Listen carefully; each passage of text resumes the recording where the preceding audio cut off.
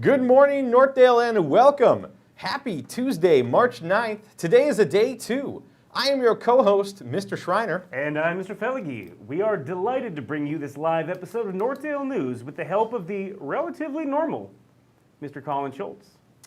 We're bringing you the news today again from the majestic pyramids of Giza. The current weather here is 86 degrees Fahrenheit.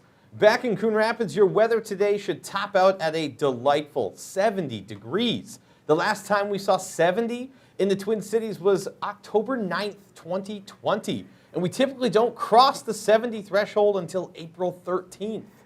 Your fine dining options this afternoon include cheeseburger on whole grain bun, mac and cheese and shrimp poppers, or, you guessed it, PB&J. I'm relatively certain that says poopers. You all can't see the script, but it does say poopers at home.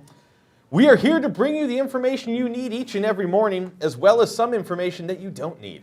For example, it's a little-known fact that in 2012, a man attempted to wear 60 shirts and 9 pairs of jeans on an 11.5-hour flight from China to Africa because he did not want to pay the extra baggage fee. Reminds me of what my mother always said, dress in layers. Ew. You know, Schreiner, a lot of people have many layers on their beds, but that's just a blanket statement. Ew. Good thing we covered all our bases with those puns. Ew.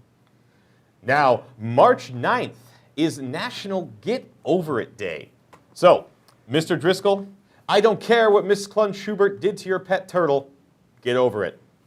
And now on to the announcements. Remember everyone, tomorrow the Hybrid B students will be here at NMS, while the Hybrid A students and distance learners will be at home. And please remember, Friday you will log on to Classroom. It will be an asynchronous day. Are you interested in perfecting your skills or playing sports this spring? Community Education is offering the following activities for all students: chess, drum lessons, babysitting, dance team, volleyball, track and field, slow pitch softball, tennis, and baseball. You can register online at discovercommunityed.com or pick up a registration flyer outside the Community Ed office down by the gyms. Students, after spring break, you will need to show your student ID card when purchasing a la carte items at lunch. You can access your student ID barcode using your cell phone to show the lunch staff when purchasing from the a la carte menu. This should be the one and only time that you may use your cell phone during the school day. You do not need to show your ID if you are just getting a regular breakfast or lunch. You don't have a student ID or cell phone at school? Please give your name to your Viking Huddle teacher. They will give your name to the office and get an ID printed for you. Remember, your ID is only needed for the a la carte items at lunch. Now, as students are returning to school full-on in person after break, we want to bring you some videos to help remind students what is expected of them at NMS. Hey everybody, it's Mr. Felige and I'm coming at you live with Nurse Jess. She just wants to have a quick conversation with you about what school is going to look like now that we are all back. So, Nurse Jess, when do I have to wear a face covering? Well, you have to wear a face covering anytime you are on the bus or anytime you're in the school building. You can take your mask off if you're eating and drinking, but otherwise it should be on. Perfect. So how do I wear a face mask correctly? Wow, this is the important part. So your mouth and your nose are connected. So your mask needs to go over your nose, over your mouth, all the way down to your chin here. This is your mouth, this is your chin.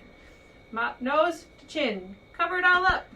Excellent. So some people trying to get a little bit more comfort like to wear a mask that has kind of a little mesh portal on it. Are those allowed?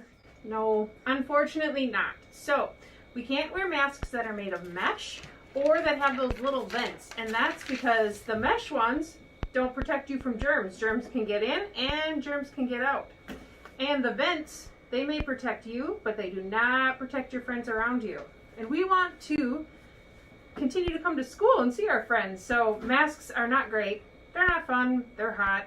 But when we wear our masks, covering our nose and our mouth, we get to come to school and see our friends and see our teachers and learn and have fun.